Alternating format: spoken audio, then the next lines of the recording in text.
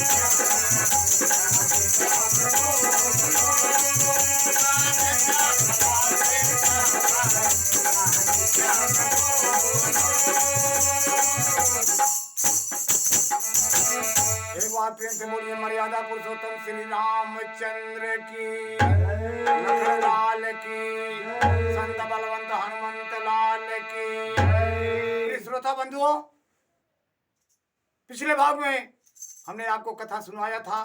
चंडक व्याध अपनी पत्नी को गुरुकुल में जो हुई थी गुरुजी से बात, वह आकर के बताता है।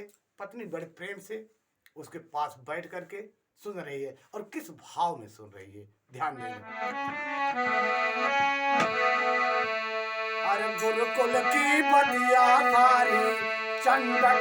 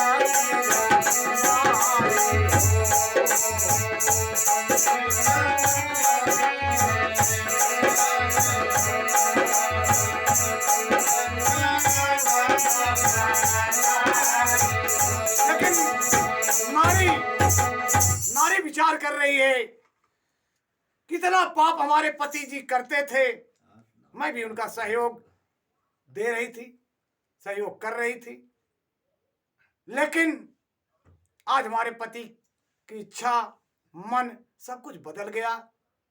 तो ये सब विधाता की करामात है, प्रभु की कृपा है। प्रभु का करुण भाव हमारे पति के हृदय में प्रवेश किया है। तो पति व्रता धर्म निभाने के कारण मैं उनकी पत्नी हूँ, उनका सहयोग करूं, इसलिए विधाता को धन्यवाद वो दे रही है। किस प्रकार दे रही है? अरे धन्य विधाता तोरी धन्य लिखनिया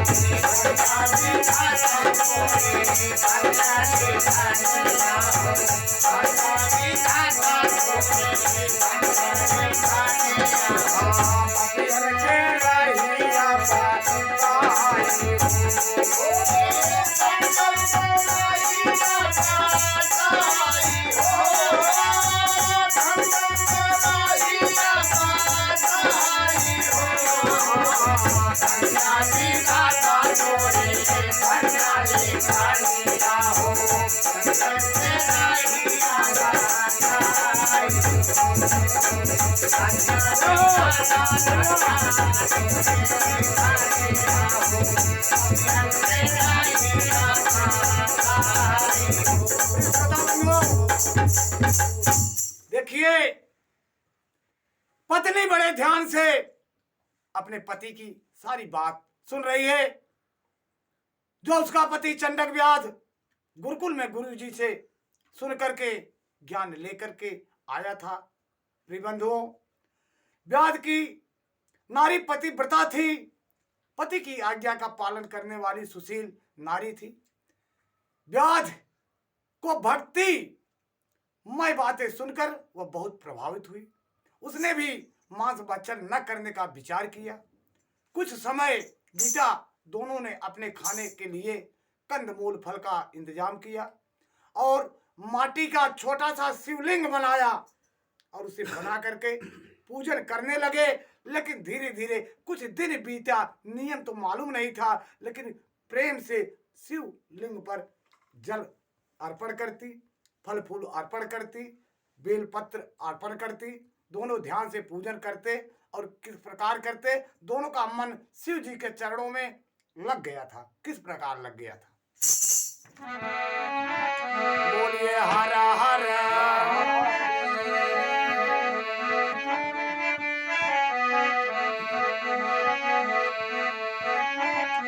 किस प्रकार कर रहे हैं? अरे तू नहु करेला पूजनवा, तू नहु करेला पूजनवा, शिव में लागल दियनवा। तू नहु करेला पूजनवा, शिव में लागल दियनवा। तू करेला पूजनवा,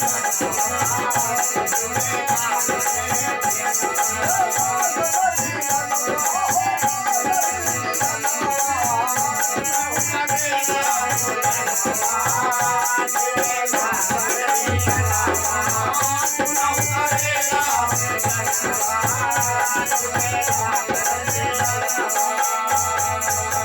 दोनों व्याधिन पूजन कर रहे थे। शिव जी के लिंग पर प्रेम पूर्वक तभी एक घटना घटती है। घटती क्या है? ध्यान दीजिए। अरे तब हिरन घायल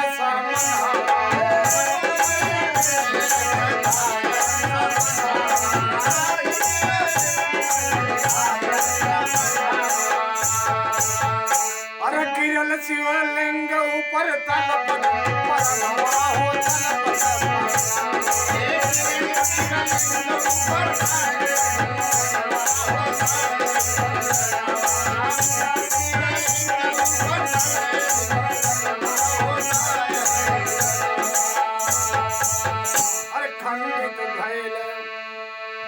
देखिए, जिस समय उसी शिवलिंग पर एक घायल हिरन आकर गिरता है, दोनों प्राणी पश्चिम दिशा की तरफ देखते हैं तो एक घोड़े पर सवार पंचाल देश के राजा सत्यभान आकर के धनुष बाण लेकर के उस बधिक के पास खड़े होकर के इशारा करते हैं, अये बधिक, तुम पूजन में व्यस्त हो, यह शिकार मेरा है, तुम उठाकर मुझके दे दो।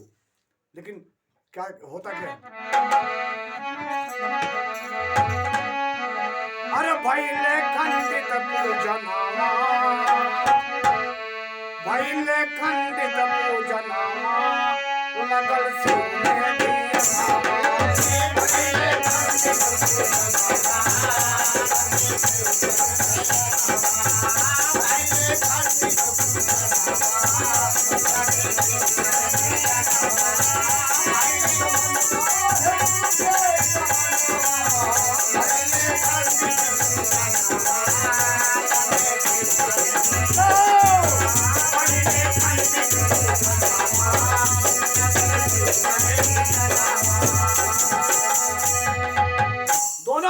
देखते हैं कि राजन जो है घोड़े पर सवार धनुष हाथ में धनुष बाण लेकर के उस हिरण के पीछे लगे थे और लगने के बाद वह हिरण गिरकर घायल हो गया है। करुणा भरी नजरों से उस व्याधुन को देख रहा है, उसका प्राण संकट में। राजन बोले, यह शिकार मेरा है, ऐ व्याध मुझे दे दो।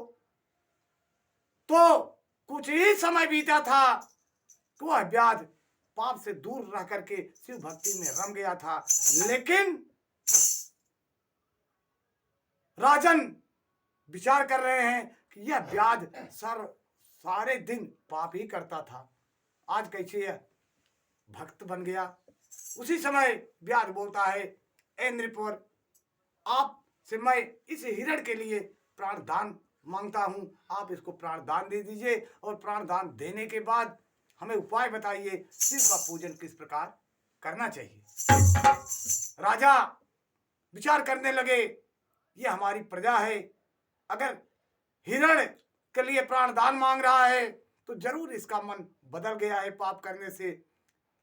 अगर मैं प्राण दान दे देता हूं हिरण को तो यह शायद बदलकर भगवान की भक्ति करे। उसी समय हाथ जोड़कर दोनों प्राणी बोलते हैं कि राजन हमें उपाय बताइए, भोलेनाथ की पूजा किस प्रकार करनी चाहिए। तो राजन करते क्या है?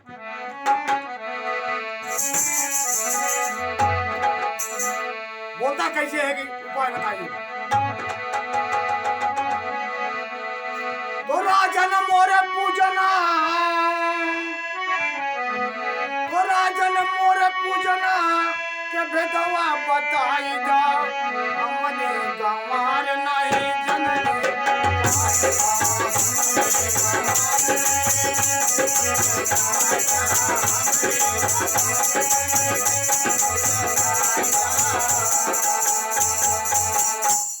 भेद पूछते हैं तो राजा बोलते हैं कि ये तो पापी है, व्याध है, ये कैसी पूजा करेगा। राजा अनमने मन से उसको उपाय बता दिए, आए सुनो, जो मैं बताता हूं उसी प्रकार पूजन करना। तुम दोनों प्राणी उठकर सुबह स्नान करना, नित्य कर्म से खाली होकर के स्नान करना, बेल पत्र लाना, फल फूल लाना, तमाम चीज ला करके भोलेनाथ पर चढ़ा देना। लेकिन एक चीज और लाना जिससे भोलेनाथ की पूजन विधि पूरी हो जाए।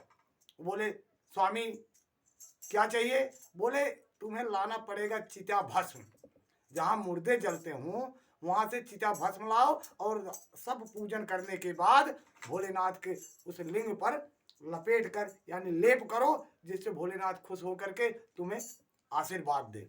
यह कहते राजा चला गया। अब दोनों प्राणी विचार करने लगे कि अब चिता भस्म मिलेगी कहाँ। विचार किया कि शायद यह पंचाल नगर में महल के कुछ दूर पर ही चिता भस्म मिल सकती है। वहां से चंडक व्याध गया और चिता भस्म, मुर्दा जहाँ जलाए जाते हैं वहां से चिता भस्म ले करके फिर अपने स्थान पर आया और दोनों पूजन करने लगे। और जब पूजन करने लगे तो समय धीरे धीरे काफी बीत गया। तो एक समय ऐसा आया कि वह जो चिता भस्म थी यानी खत्म हो गई। जब खत्म हो गई तो उसके बाद चंडक व्याध परेशान हो गया कि आज ही पूजा का हमें अंतिम समय है, आज पूजा करके हम लोग दूसरे विध से पूजा करना चाहते थे, आज चिता भस्म खत्म हो गई, इसका मैं पूजन कैसे कर पाऊंगा। वह नारी से कहता है, अय देवी चिता भस्म खत्म हो गई है, पूजन शिव का अधूरा रह जाएगा, किस प्रकार पूजन करूंगा। नारी बोलती है, हे स्वामी आप पूजन करिए, पूजा के स्थान पर बैठिए, मैं पतिव्रता नारी हूँ, कहीं ना कहीं से वह चिता भस्म ला करके दूंगी। और अपने मन में विचार करके वह नारी व्याध की कर रही है क्या कि बड़ी बड़ी पतिव्रताएं नारी हुई, बड़ी बड़ी देवियां हुई जिन्होंने अपने पति के चरणों में श्रद्धा विश्वास से प्रेम कर करके अपना जीवन निर्वाह किया और शक्तियां प्राप्त कर ली। अगर मैं पतिव्रता हूं तो कुछ न कुछ उपाय करके चिता भस्म प्राप्त करूंगी और अपने स्वामी को दूंगी। किस प्रकार कर रही है, विचार कर रही है पतिव्रता के धर्म में।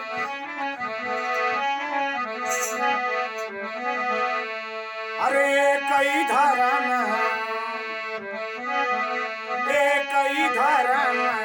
एक व्रत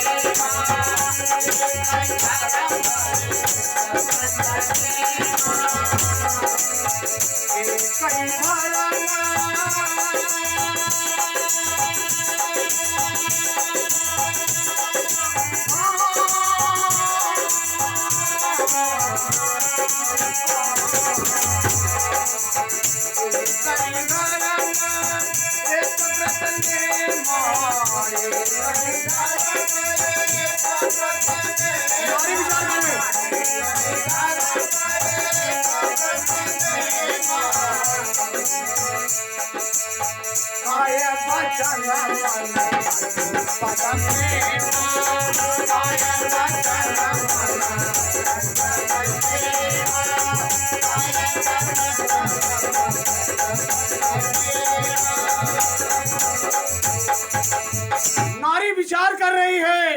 किस प्रकार विचार कर रही है? अरे व्याध नारी मन की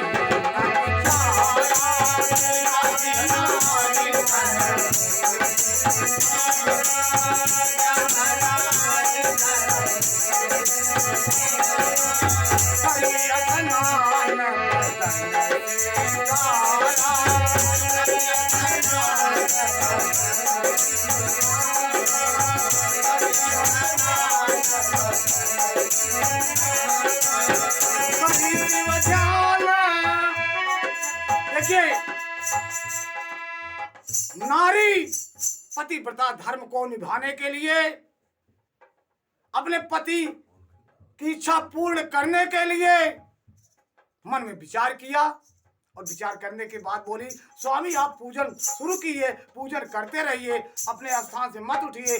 मैं उस राख की यानी जो चिता भस्म है उसको मैं ला करके आपको दूंगी। मन में विचार किया और जा करके पति से दूर होकर के उस कुंड में, उस तालाब में जा करके स्नान किया, सुंदर सुंदर कपड़े पहने, सुंदर सुंदर श्रृंगार किया और श्रृंगार करने के बाद अपने झोपड़ी के पास आई और शिव जी के चरणों में ध्यान लगाई। किस प्रकार ध्यान लगा रही है?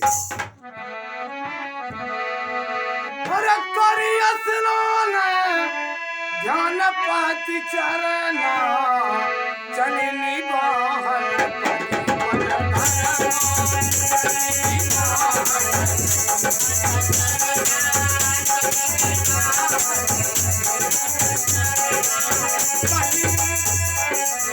परिशिव ध्यान पति धरि चरना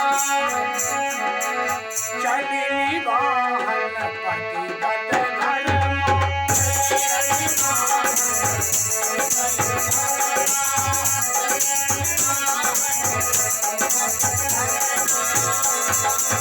करते क्या है? व्याध की नारी श्रृंगार किया, अच्छे अच्छे वस्त्र पहने, अपने पति के चरणों में ध्यान दिया, शिव जी के चरणों में ध्यान दिया और एक पत्थर उठाई और उस पत्थर पे एक लकड़ी लाई। लकड़ी और पत्थर को आपस में घिसी, अग्नि पैदा हुई। उसकी फूस की झोपड़ी थी, उस झोपड़ी में वह अग्नि फेंक दी और फेंक करके उस अग्नि में खुद को प्रवेश कर गई। प्रवेश करके करती क्या है?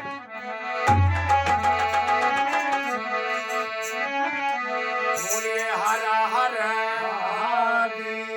देखिए पति को वचन दी थी कि चिता भस्म, और चिता भस्म का मतलब है जहाँ मुर्दे जलते हैं, यानी मुर्दों कि राख और लकड़ी की राख जो मिक्स रहती है उसे चिता भस्म कहते हैं। वही चिता भस्म तैयार करने के लिए झोपड़ी में आग लगा दी, स्वयं को आग के समर्पण कर दी।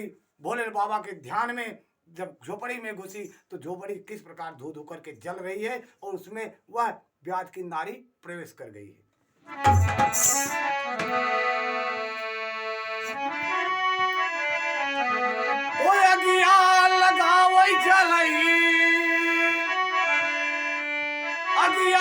लगावे जलई लगली झोपड़िया लवरिया बीच जाली, लवरिया बीच जाली अहिरे गुजरिया लवरिया बीच जाली।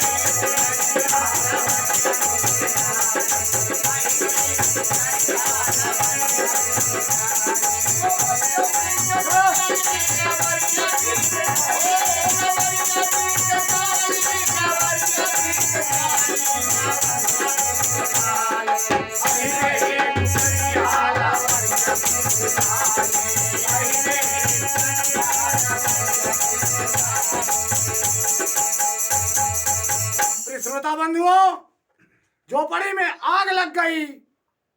बधिक किनारी उसमें प्रवेश कर गई। धू धू करके झोपड़ी जल रही है, लेकिन होता क्या है देखिए। अरे जलली झोपड़ी लवर चुवैया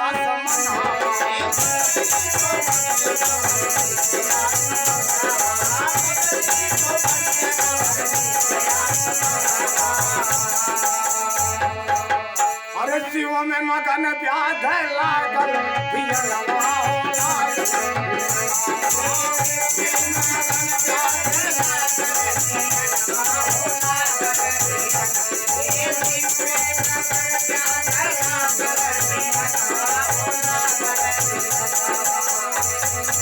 नारी धू धू कर झोपड़ी के अंदर जल रही है, लेकिन व्याध शिव के पूजन में मग्न है। उसका ध्यान एक बार तो गया कि झोपड़ी धू धू करके जल रही है, हमारी नारी भी प्रवेश कर गई है, लेकिन उसका ध्यान भंग नहीं हुआ। ध्यान शिव जी के पूजन में लगा हुआ था। और होता क्या,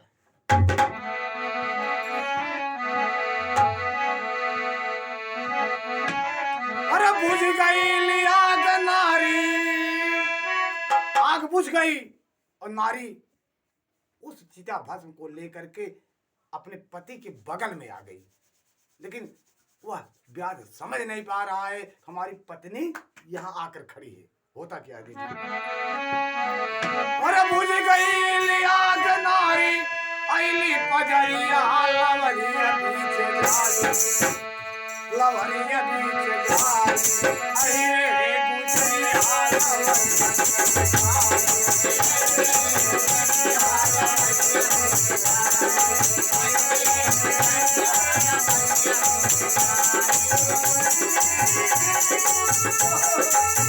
और भैया सोमनाथ बाबा, हो भोलेनाथ।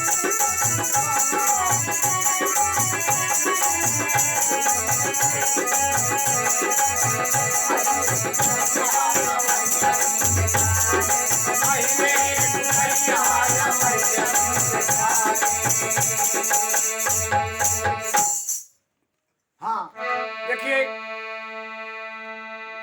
झोपड़ी जल गई। नारी अपने पति के बगल में खड़ी है, उसका पति शिव के पूजन में मग्न है। अब इसके बाद अगली कथा अगले भाग में देखिए।